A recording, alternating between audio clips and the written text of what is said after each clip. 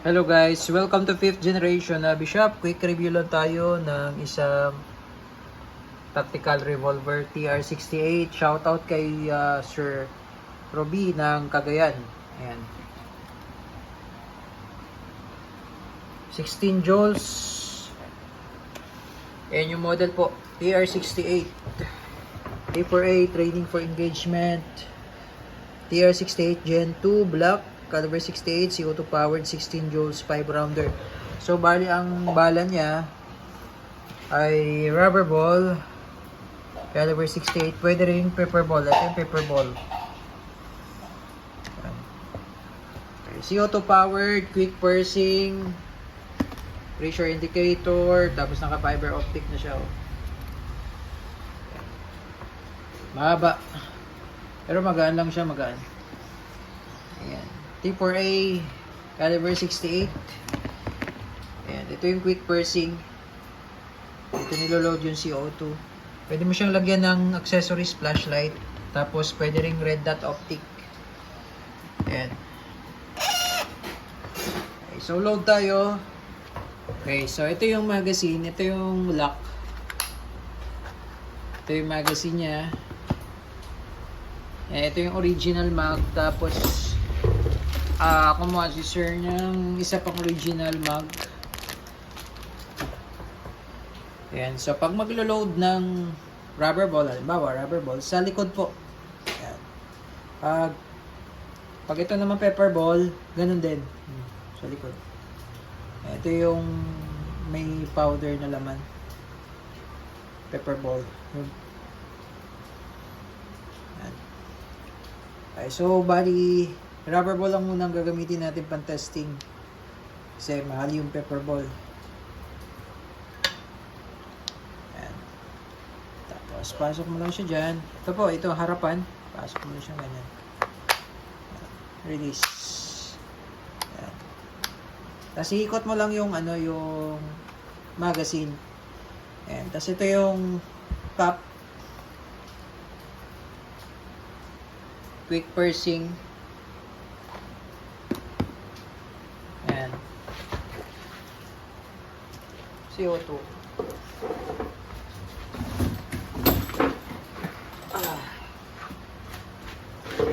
Bali, papatakan lang po ng oil muna para malubricate. Yeah. Basic maintenance lang itong silicone oil. Yan. Pagpapasok nyo po, ganyan. Yan.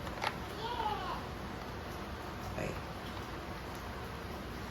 Then, pwede nyo nang itago. Ayan, naka-standby lang siya. Yung CO2 na nandyan, hindi pa yun butas. Kumbaga, hindi pa punctured yun.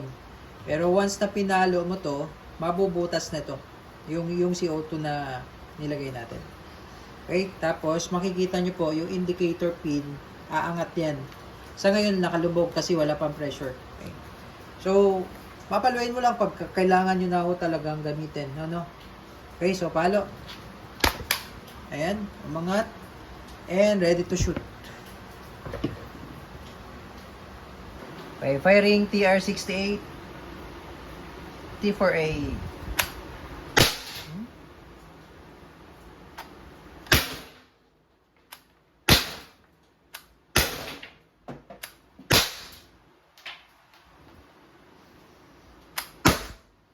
Okay, 5 rounds. 5 rounds po yun. Lupit. Okay, nag-load po ako ng another 5 rounds. Dito na lang tayo sa karton kasi nayayanig yung plate.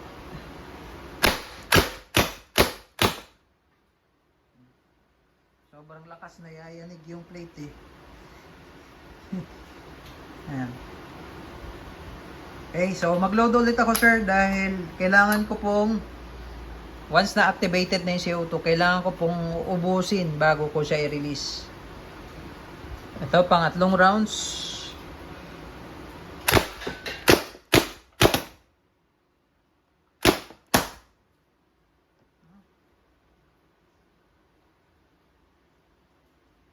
Sumabog yung isa. Sumabog na yung isang rubber. Basag na. Eh, load tayo ulit, sir. So, pangatlong rounds na yun, no? Naka 15 shots na tayo. Ayan, pang-apat na mag.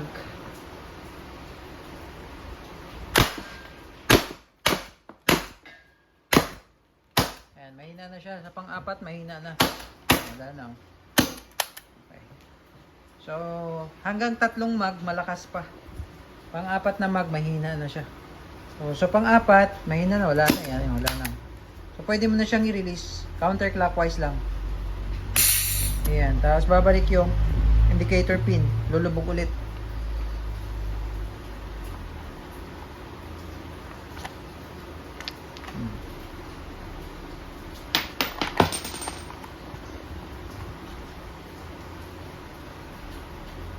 Okay. TR68.